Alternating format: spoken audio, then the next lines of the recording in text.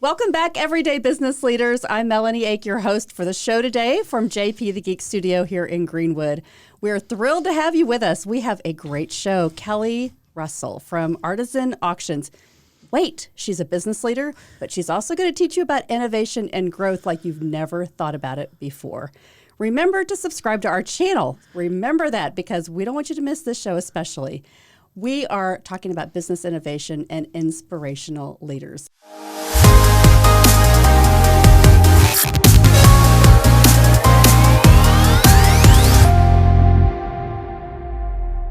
And Kelly Russell, I am so excited that you are here today. I'm so excited to be here. This is awesome. You put the fun in fundraising. I try to. I really do. I try to do that. I've been in a lot of businesses, and sometimes it was in the funeral business, and we had to put the fun in funeral, right? Yeah. But that's not as easy to do all the time. That it's is a little easier with fundraising, I think, maybe. It is not. I have watched you in action, though, and so I love doing this show because it is about business leaders today and the things that we get to do to help people get better with their businesses and their communities. And so when nonprofits come together and they say, hey, we have a vision, we have a plan, and we have a heart to serve, that's where we get to have you step in and help us create that dream, what we see. So I met you in the ABO group in Lafayette, the Association of Women Business Owners. I love that group. Every single woman is so passionate. Yeah, and I was like, Kelly Russell, what do you do? And so right? I want you to tell us, like, you're not just a fundraiser, you're an actual auctioneer. Well, yeah, I'm a fundraising auctioneer or a fundraising host. I am also a benefit auctioneer. There's lots of titles. I also tell people that I'm a strategic consultant because I think that's a really important key piece that you can actually achieve that and make it happen. So I think it's really important to tie in the fact that I'm also a strategic consultant as well. So I do have a lot of fun, though, with the auctions. That's the fun part, getting on stage, doing the auction. That's the great fun of events, but all the work that leads up to it is what makes it successful. Mm-hmm. How did you get this idea? You know, a lot of us grow up and say, oh, I want to be a nurse or a doctor or a lawyer or a vet. Like, okay, how did you say, I want to be an auctioneer? Yeah, that's a really great question because it normally doesn't happen for most people. I mean, there are second generation, third generation, fourth generation auctioneers. I am not one of those. I would definitely be a first generation auctioneer, and I don't know that there will be a second in my line, but that's okay. But what I do, the reason I became an auctioneer is because I went to an event. I was helping on the catering staff, actually. I was like, let me bring some plates of food out. And I was on the catering staff and I was watching this event and I was like, this is incredible. I'm like holding food and I'm watching what's going on the stage. And I was like, well, that looks fun. And I was like, oh, I got to serve food. So I got distracted is what I did. Sounds like my job as a waitress. You know, I got distracted really fast. It's one of those things that happens. But I went up to the auctioneer afterwards. He was raising money for a nonprofit. I went up to him and I said, how do I get to be one of your helpers out there that's going, yep, yo, hey, you know, and he said, oh, well, you seem like you're a fascinating person. And I said, I am extremely fascinating. Thank you for noticing. So I went and I chatted with him a bit and learned a little bit about what he was doing. So I started out as what we call a bid assistant, which are the people that stand in the front of the room and are an extension of the auctioneer. And they go, yep, yep, yep, yep. And they got that one. They alert the auctioneer that there's a bidder over here. And so that's what I was doing. I was working as a bid assistant for a while. And I had so much fun with that. It was so fun. But you get to interact with people, and I loved it. And this particular auctioneer leaned over to me one day and said, you know you have a background in music and theater. You'd probably make a really great auctioneer. And I don't know about you, but when someone says you'd probably be really good at something, I think that's a key time to investigate what they just suggested. Mm-hmm. So I learned more about the auctioneering world. I called some auctioneers. I talked to people, and I learned that there are schools across the country for auctioneering. So I went to one of them, and I thought, okay, this will be interesting. It's an 8-day course, friends, 8 days. 8. That's all it took. I went to Colorado. I was in Denver, took an 8-day course, met a ton of amazing people who to this day I'm still very good friends with. And I learned how to do that auction chant that you hear. And after I learned how to do that, I was like, all right, I'm going to go out in the world and I'm going to make this happen. And that was almost 20 years ago. Wow. Yeah. Okay, so let's hear it. Let's hear it. All right, here we go. Everyone always wants to hear it. Here we go. Let's go. It's 500 to bid now, 750 and 750 to bid now, 1,000 to bid now, 1250, 1250, 15, 17 happen to do 2,000. What do you say? And 2,025. What do you say? Of course, 25, 3,000. Yeah, it's very fun. So we get to have the fun of rolling into that chant and playing around. So I have a good time with that. And I think it's fun when you're upbeat and keeping it playful for your audience, because benefit auctions are very different from most other types of auctions. Yeah. Well, here's the thing, right? So you're connected to causes, and that's what I love about you. And a lot of people talk about, oh, we're having this auction, and we're going to have this benefit or this fundraising, this gala, and we're going to bring a celebrity in. And I think, okay, Kelly's a celebrity that you don't know that you definitely know that you want for this piece of whatever it is, this auction, this fundraising event, because you are specialized. Just like what we talked about a little bit ago. Like if you're going to go to get your knee fixed, you're not going to go to a heart doctor, right? Well, I mean, you can, but you're probably not going to get the best your outcome. knee might not work as well as you want it to. But it's specialized, and that's what I want to educate people today, because the things that I've seen you do in action are raise a lot of money for great causes. And it's not just about, hey, let's get people in the room and raise your paddle. It's, I want to help you understand the journey. And so you really, when you talk about being this consultant as a strategy partner, you go in and find out what the organization wants to do. And then how are we going to get there? But what's the heart of the organization? Yeah. That's what I've seen you do the best. Well, I think there's one thing that's really important to note. And you know, when we say there's lots of different kinds of auctioneers and there's lots of different kinds of doctors, I always say commercial auctioneers move stuff, but benefit auctioneers move people.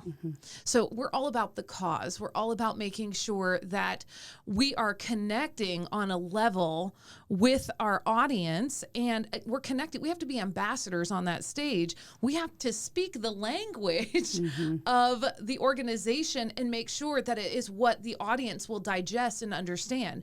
Because if you get up there and you just start ripping through an auction, you can feel like you're just not connected. And if you get that up there on stage and you get that, okay, we've got this person, they were cheap, we just decided to go with them, you may make some money, but if you can connect people throughout the entire night to the organization, you're going to have far more success, and you're going to have people who are interested in coming back next year.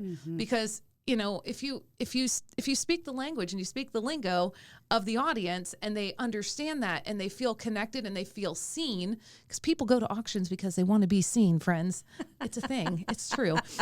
There's a little bit of ego, right? That's right. I want to pick up my number, right? And I want to hold it up in the air, and I want people to see me holding it up in the air and seeing that I am a contributor in my community.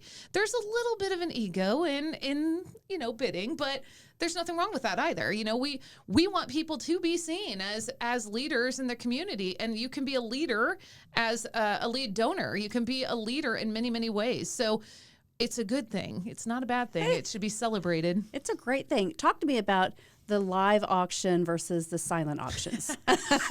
Well, how long do we have?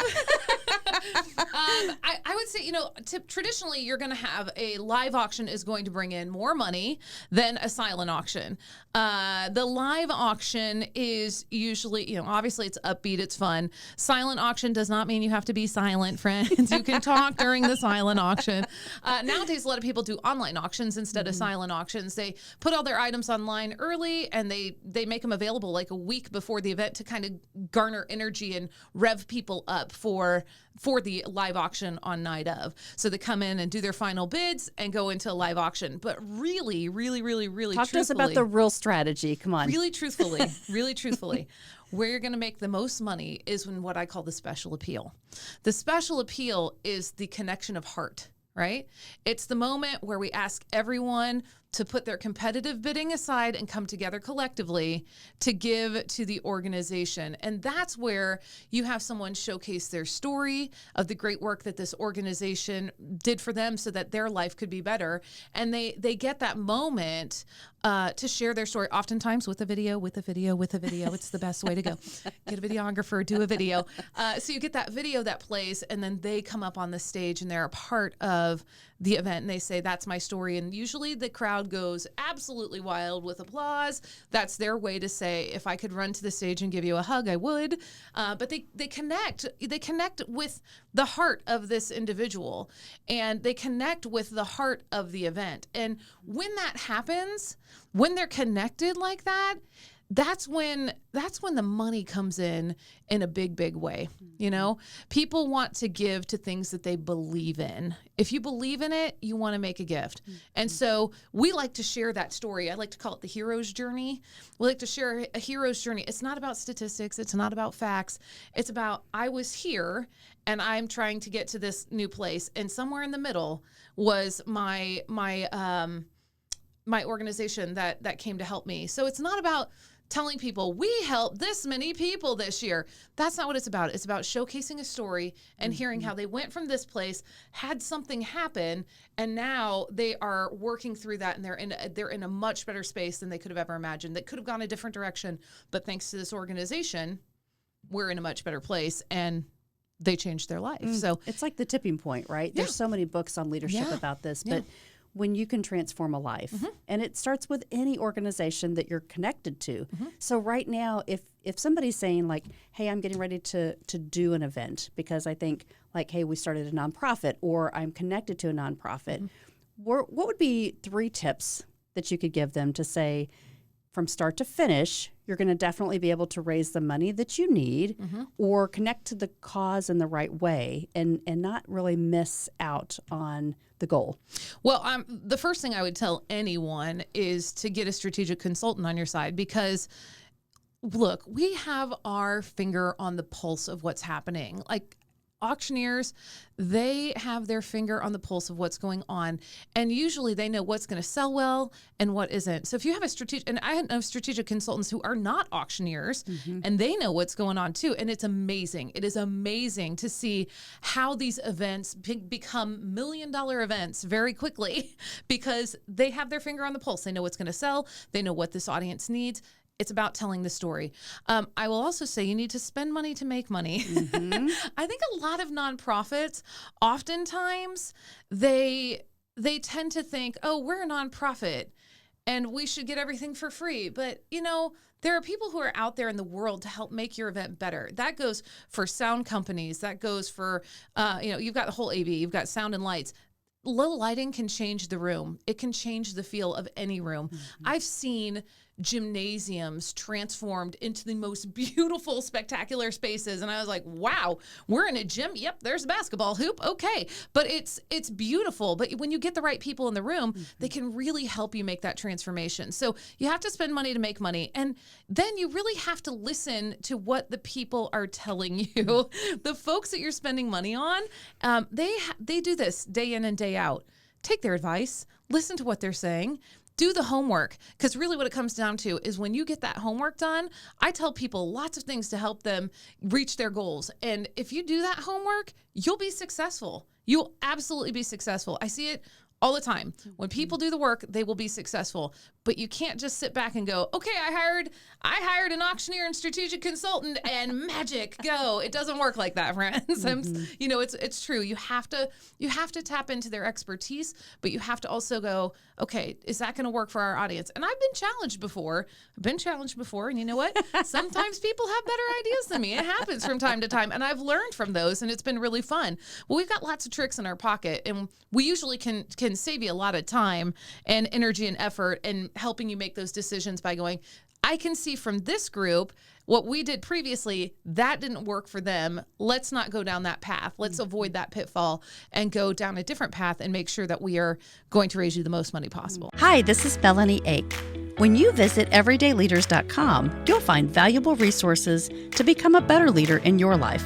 Women's leadership programs, including Top Floor Women, our monthly networking events, corporate workshops, and strategic business coaching services. Discover classes and products to develop yourself, including our morning leadership devotionals.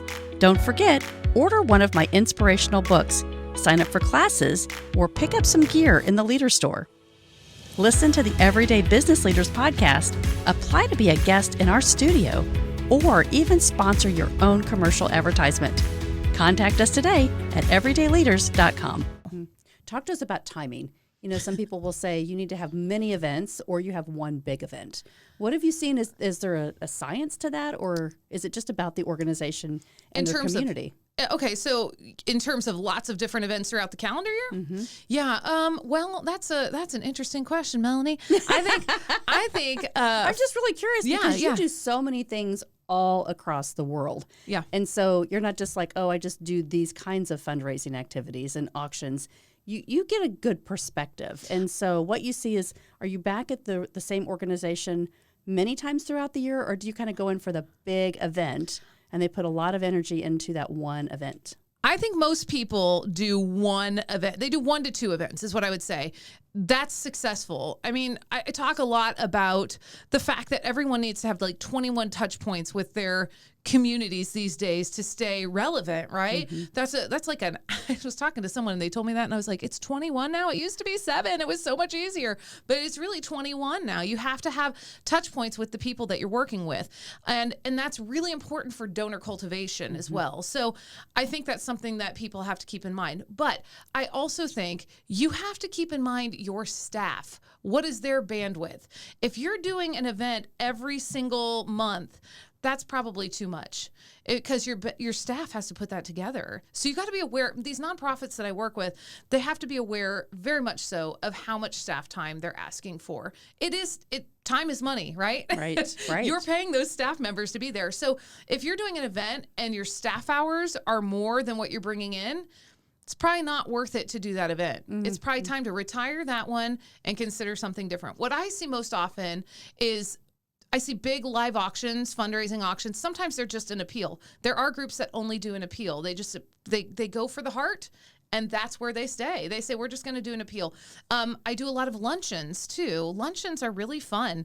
And oftentimes there are groups that will do, for their major donors, they'll have a major donor event, and then they'll do a luncheon for like business leaders, which is really fun. So business leaders can go in the middle of the day on their lunch break, get an education about a pretty incredible nonprofit, give to that nonprofit, and they do just this big appeal as part of it. And it's so fun. Wow. So what are the kinds of things that you see right now that people are saying, like businesses will step up and say, I want to give this so it can be part of the auction? What are the kinds of gifts? What are the kinds of companies that are getting involved to kind of partner with organizations right now? You're going to see lots of different ways that companies can get involved. Oftentimes companies are sponsors of event, right? They become a sponsor of an event and they give for the recognition, right? Let's talk about what do sponsors want. What do sponsors want, everyone? They want recognition. So let's give them the recognition that they rightfully deserve. And I've seen some really creative ways that people have given that recognition. It's been so fun over the years. I had a group that was a camp group. They were camp, like that was the thing. We're camp. We're going camping. We serve campers. It was great fun. And we set up their sponsor recognition in the moment of the event. We set it up as a call and response. Like, all right, everyone, I'm going to say the name of an organization who sponsored this event, and I want you to call it back to me. So we go, everyday leaders, and they go, everyday leaders, and we go, oh, that's great. And then we go to the next one, artisan auctions. It was really fun. So we played into the theme of the event, which was this playful camp theme. I have another group that is filled with like very talented, it's called Fame, and I love them, and they're filled with artists. They're amazingly talented artists, musicians, and entertainers, right? And I love them because several years ago now, it was almost 10 now, time flies when you're having fun, right? About 10 years ago, they had an incredible, and I mean absolutely incredibly talented executive director. And he came in and they fashioned, it was right around when Frozen came out. So they took the song, Let It Go. That's the one. I was like, I'm thinking of the new name. So they took Let It Go and they changed it to Thank You So. Oh. And so it was so fun. Like they thanked all their sponsors. He rewrote it to include all the sponsors in the song. And the next year, people gave even more money, asking for their own verse. It was so much fun. But there are things that you can do to be playful with your sponsors. So I think most of the time businesses come in as sponsors. Occasionally they may have a service that they can offer that is going to be amplifying the event or amplifying a package within the event. It just depends on what they're doing. But without knowing what specific organization you're thinking of off the top of your head, we've seen people do all sorts of stuff.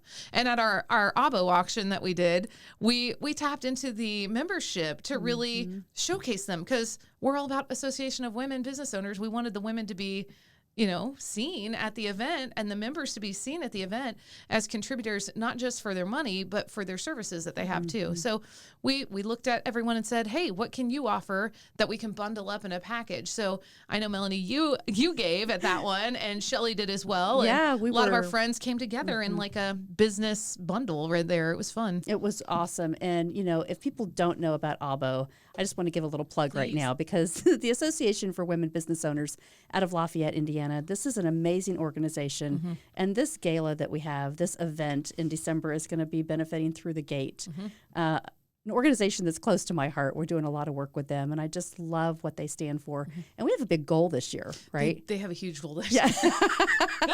So last year we raised what, $49,000? Well, $40,000 gross. We raised over $60,000. Wow! But we had some expenses that you have catering and things like that. Let's be honest, there are expenses that are in that. So we raised $60,000 last year, and we were able to give our beneficiary $46,000, which they had never seen a gift that big, single gift that big from any avenue, which was a big deal. And they were able to hire on another person, another staff member, which was a huge deal. They needed another staff member to help serve their base. And it was really important that we had that staff member, available for them. So I think it's really important that, I hope this year that we're able to do the same or more. I know the goal this year is at 75,000.